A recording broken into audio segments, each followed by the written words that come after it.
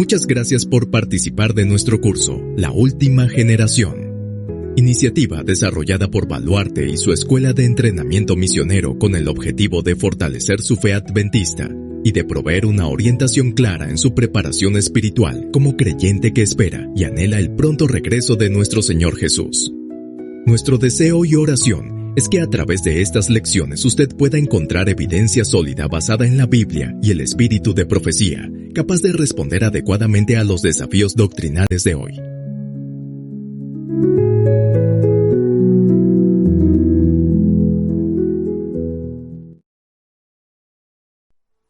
El tema de hoy, preparados para el fin. La primera venida de Cristo tiene un significado muy profundo para todos los cristianos. Su muerte significó una victoria rotunda sobre el enemigo, asegurando la promesa de la vida eterna para todos los que le elijan como Rey y Señor. Pero además, significó la vindicación crucial del gran conflicto, en medio de la más grande expectación y conmoción de la que el universo ha sido testigo. Resulta curioso que una cruz, símbolo de dolor y muerte para aquellos que eran condenados por el mundo antiguo, haya venido a ser un símbolo universal de vida y victoria en Cristo a través de los siglos. Sin duda alguna, el mensaje de la cruz viene a coronar la mayor demostración de amor que Dios tiene por nosotros. Pero la revelación de este amor sublime comenzó mucho antes de la cruz, y nos reveló el propósito superior de Dios, de hacernos criaturas semejantes a Él en carácter, idóneas para vivir en el cielo junto a Él por la eternidad. Esto no disminuye un ápice el mensaje de la cruz. La cruz tiene su lugar dentro del plan de salvación, como lo tuvo también el ejemplo que Cristo nos vino a entregar. Y no hay necesidad alguna de disminuir lo uno para engrandecer lo otro. ¿Y qué decir de la resurrección, que selló la promesa de su segunda venida? Pero el punto es que Cristo vino a estar tierra, no solo a morir, sino a ser nuestro ejemplo en todas las cosas. Tomó nuestra propia naturaleza humana, aceptando la ley de la herencia a fin de demostrarnos que se identifica completamente con nuestras necesidades, y para enseñarnos la manera en que hemos de vivir mientras estemos en esta tierra. Su ejemplo es tan crucial para nosotros que el profeta Juan nos advirtió que el enemigo procuraría destruirlo al negar que Cristo vino en nuestra propia carne, es decir, negando que compartió con nosotros nuestra misma humanidad.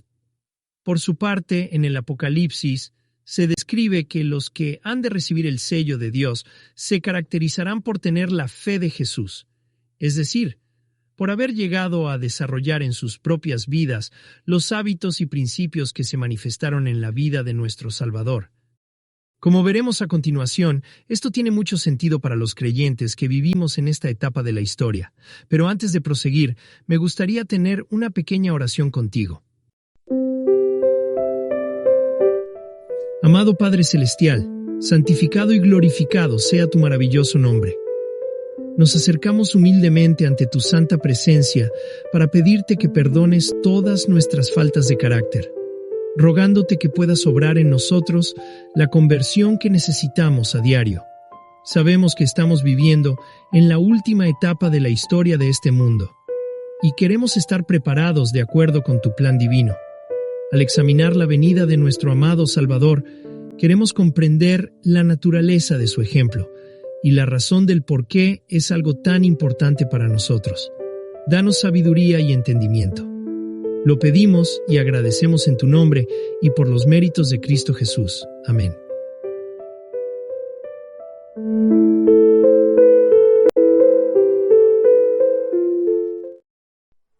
Los cristianos a menudo somos tentados a apresurarnos en sacar conclusiones antes de tiempo.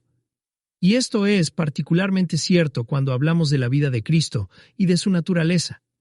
De hecho, las obras que Cristo realizó durante su ministerio parecen mostrarnos evidencias innegables de su poder divino. Cristo podía sanar toda dolencia, expulsar demonios, resucitar muertos y leer los corazones de quienes le rodeaban. Respecto a esto último, por ejemplo, Mateo 9:4 dice: Y conociendo Jesús los pensamientos de ellos, dijo: ¿Por qué pensáis mal en vuestros corazones? Jesús acababa de sanar a un paralítico, al cual no solo sanó, sino que perdonó de sus pecados. De alguna manera Cristo podía conocer lo que murmuraban de él a sus espaldas, y los confrontó haciendo público lo que ellos tenían en su interior. Y al examinar muchos de los encuentros que Cristo tuvo, parecía que él tuvo siempre una clara percepción de la calidad de persona que tenía enfrente. Supo mirar en el corazón de sus propios discípulos, e incluso sabía quién le traicionaría. Jesús sabía cuándo estaba en presencia de una persona humilde y cuándo estaba frente a alguien arrogante. Sabía que la pobre viuda que dio 2 pequeñas monedas había dado todo lo que poseía, y sabía quiénes daban de lo que les sobraba. Parece que no había nada oculto a los ojos de Jesús, lo cual sería coincidente con uno de sus atributos divinos, el de la omnisciencia. Si esto es así, tal parece que Jesús dispuso de ventajas que el resto de los seres humanos no poseen, ya que contaba con una clase de poder y de conocimiento propio de su divinidad. Pero aquí es donde debemos comprender la importancia de estudiar más detenidamente la vida de Jesús, para darnos cuenta de un pequeño gran detalle que no podemos pasar por alto, desde el registro de sus propias palabras, según el Evangelio de Juan. Porque yo no he hablado por mi propia cuenta. El Padre que me envió, Él me dio mandamiento de lo que he de decir y de lo que he de hablar, y sé que su mandamiento es vida eterna. Así pues, lo que yo hablo, lo hablo como el Padre me lo ha dicho. Juan 12, versículos 49 y 50. De cierto os digo, no puede el Hijo hacer nada por sí mismo, sino lo que ve hacer al Padre. Juan 5, 19.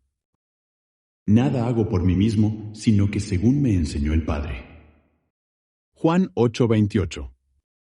¿Notas el punto?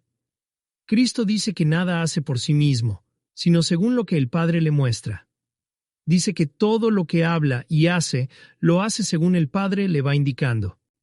Y llegados a este punto, me gustaría que ahora vayamos a la epístola de Pablo a los Filipenses cuando les describe la naturaleza de Cristo con las siguientes palabras.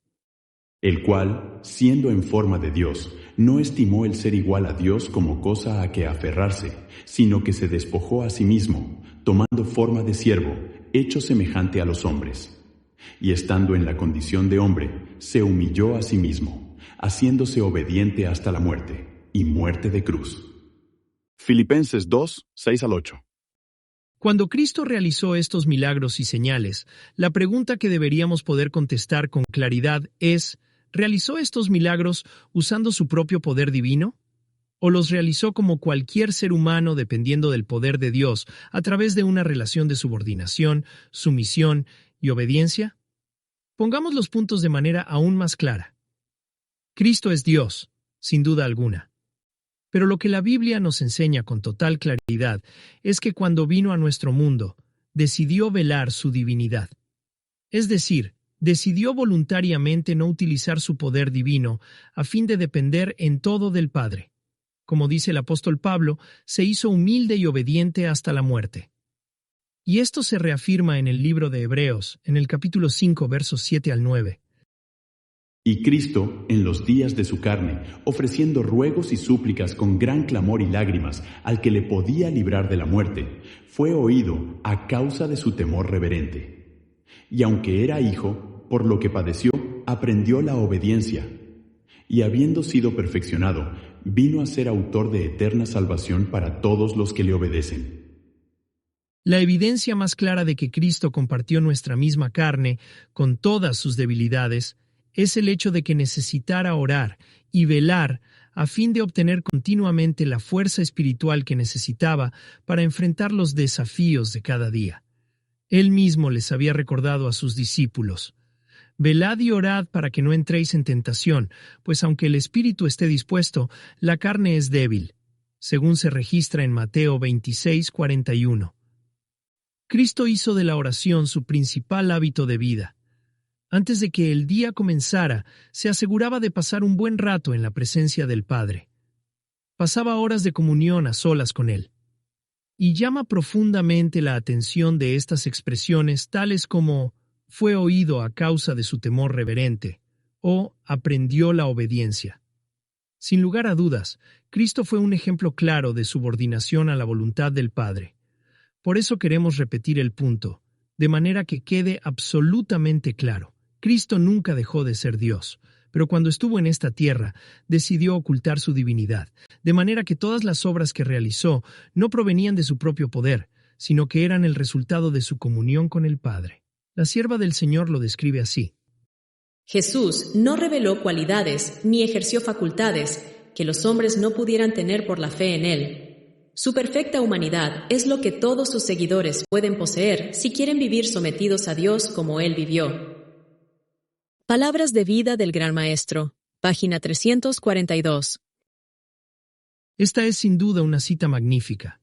Cristo no dispuso de ninguna facultad, capacidad o poder que nosotros no podamos poseer si deseamos vivir sometidos como Él vivió. Y este principio se aplica no solo a los milagros que realizó, sino que también a las tentaciones que tuvo que enfrentar.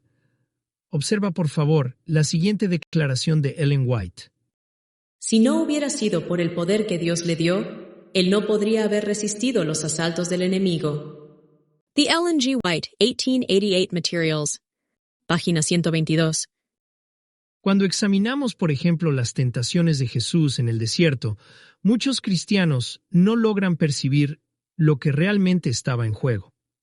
La acusación que Satanás había realizado en el cielo era que Dios era injusto al hacer de su ley la norma de obediencia para toda criatura.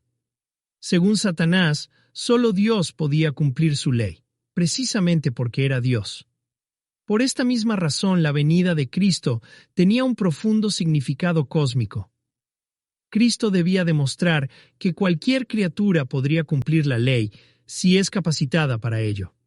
Mediante el principio de colaboración, sumisión y obediencia, Cristo demostraría que cualquier criatura podía vivir en este mundo en perfecta obediencia a la voluntad divina sin necesidad de recurrir a ningún poder propio o ventaja especial, sino mediante una dependencia de la gracia capacitante del Espíritu Santo.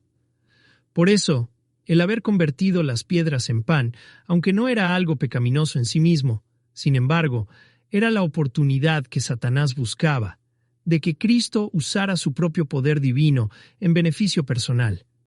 Sin embargo, Cristo se mantuvo fiel a su cometido, y no hubo ocasión alguna en la que realmente usara su propio poder para vivir en nuestro mundo. La mensajera del Señor reafirma este punto. El enemigo fue vencido por Cristo con su naturaleza humana. El poder de la deidad del Salvador estaba oculto. Venció con la naturaleza humana, dependiendo de Dios para su poder. Este es el privilegio de todos. Nuestra victoria será en proporción a nuestra fe. Comentario Bíblico Adventista. Comentarios de Ellen White. Tomo 5, página 1083. Creo que esta cita no deja lugar a otras interpretaciones. El poder de la deidad estaba oculto en Cristo. El enemigo fue vencido por Cristo con su naturaleza humana, dependiendo en todo momento de Dios. Y se nos dice que este es el privilegio de cada uno de nosotros, si tenemos fe para ello. Si Cristo venció las tentaciones mediante este principio de colaboración, sumisión y dependencia, y si este poder es exactamente el mismo que le permitía conocer los pensamientos de la gente y obrar milagros, entonces surge la necesidad de hacer una reflexión muy importante, si me lo permites. Por lo que vemos, Cristo aprendió desde muy pequeño a desarrollar una relación muy íntima de comunión con el Padre.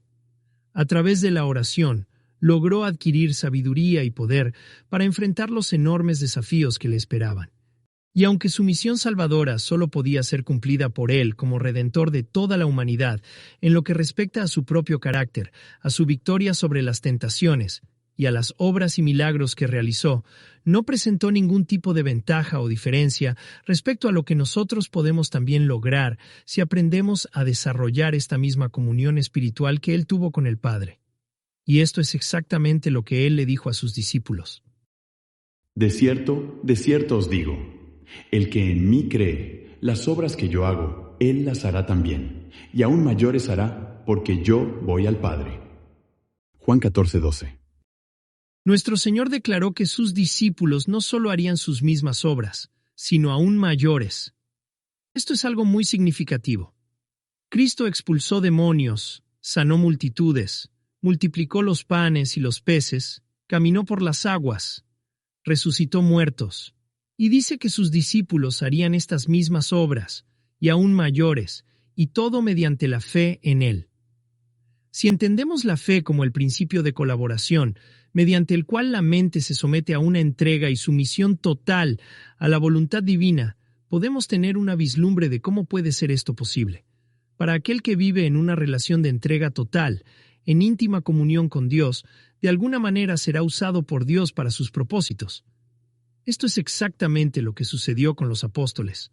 La Biblia registra que, efectivamente, ellos expulsaron demonios, sanaban personas, resucitaban muertos. Y si me lo permites, quisiera dejar planteada una idea que me conmueve profundamente. Todo parece indicar que cuando las personas alcanzan un alto grado de comunión con el Padre, de alguna manera Dios les debe hablar en su corazón para que ellos sepan lo que deben hacer. Esto es sin duda un gran misterio, pero al revisar las palabras de Cristo, cuando dijo que nada de lo que hablaba o hacía, lo hacía por sí mismo, sino como el Padre se lo revelaba, se sugiere que el Padre le hablaba directamente a su mente para saber cuándo y cómo debía hablar, así como cuando debía realizar o no un milagro. Esto es más que una simple impresión. Podemos ver lo mismo con los discípulos. No parece ser que los discípulos realizaran milagros cuando a ellos les placía hacerlos. De alguna manera Dios tenía que hablar a sus corazones, de modo que ellos tuvieran la seguridad de que Dios estaría con ellos, y que Él sería glorificado en la acción que se habría de realizar. Si esto es así, entonces estamos obligados a llegar a la conclusión de que lo que lograron los discípulos en cumplimiento de la promesa de Cristo, realizando tales obras y milagros, está disponible para nosotros también.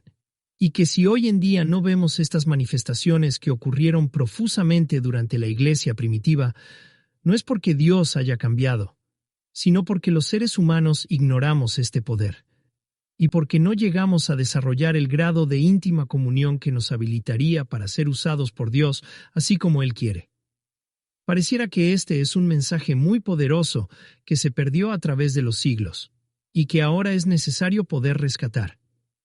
Lo interesante es que la Biblia describe que poco antes de la segunda venida, efectivamente, se producirá lo que conocemos como la lluvia tardía, es decir, el derramamiento del Espíritu Santo, de manera tal que se producirán las mismas manifestaciones que hubo antes. Y en los postreros días, dice Dios, derramaré de mi espíritu sobre toda carne, y vuestros hijos y vuestras hijas profetizarán. Vuestros jóvenes verán visiones, y vuestros ancianos soñarán sueños. Y de cierto sobre mis siervos y sobre mis siervas en aquellos días derramaré de mi espíritu, y profetizarán. Y daré prodigios arriba en el cielo, y señales abajo en la tierra, sangre y fuego y vapor de humo.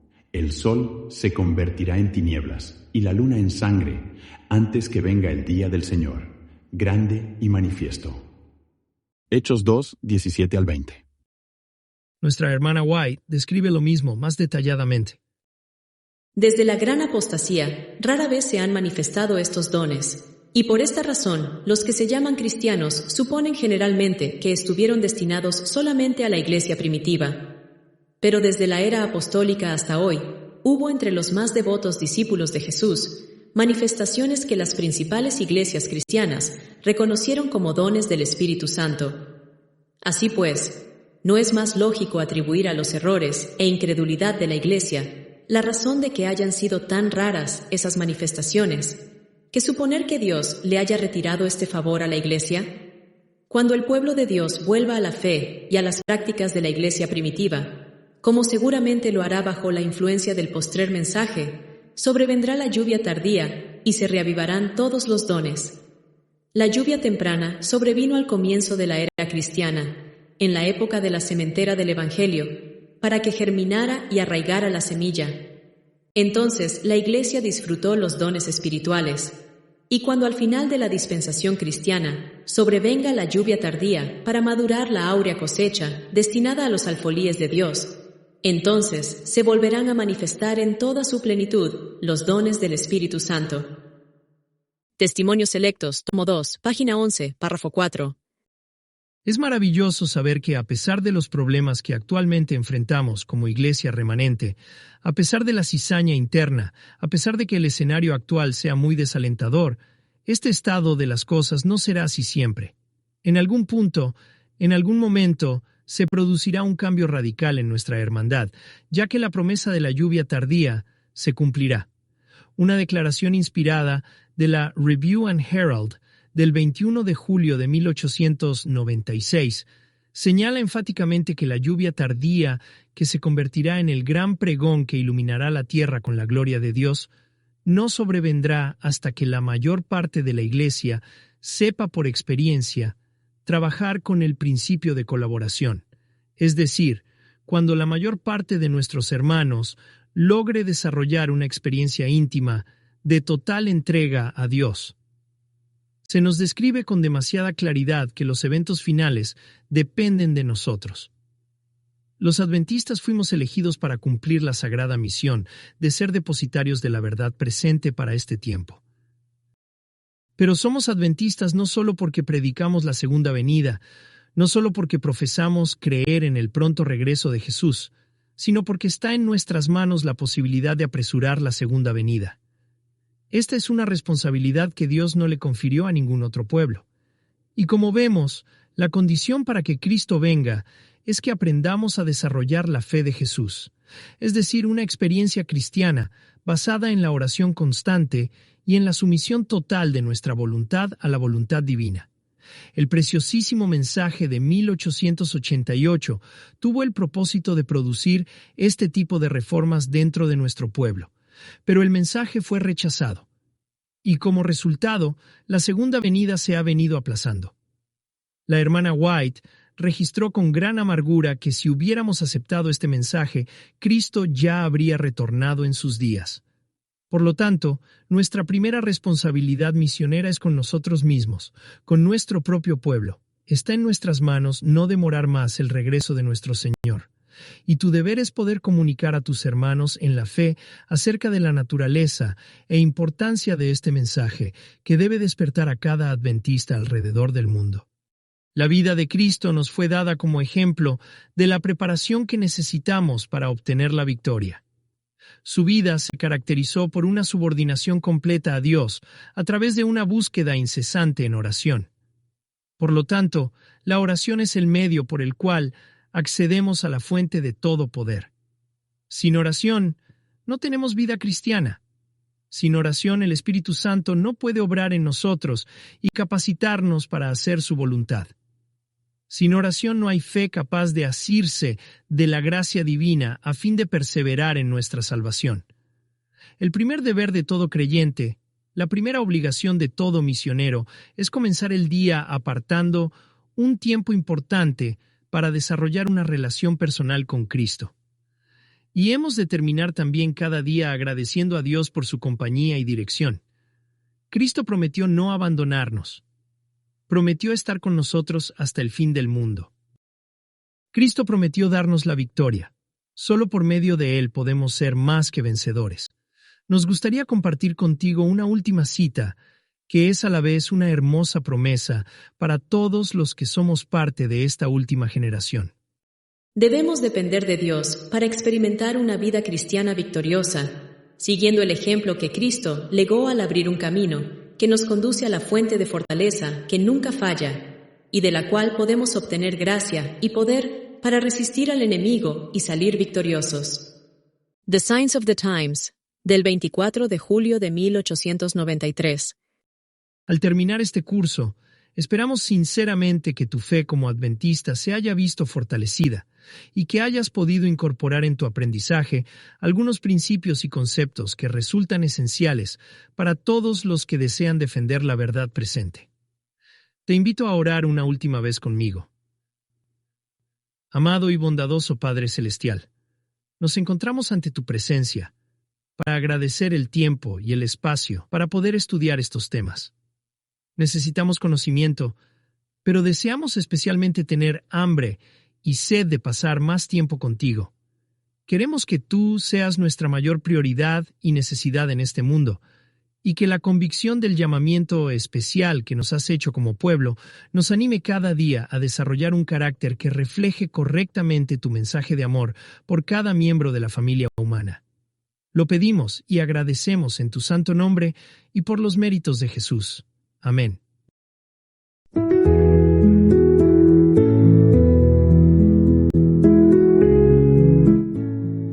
Muchas gracias por haber participado de nuestro curso, La Última Generación, iniciativa desarrollada por Baluarte y su Escuela de Entrenamiento Misionero, con el objetivo de preparar misioneros para el pronto regreso de nuestro Señor.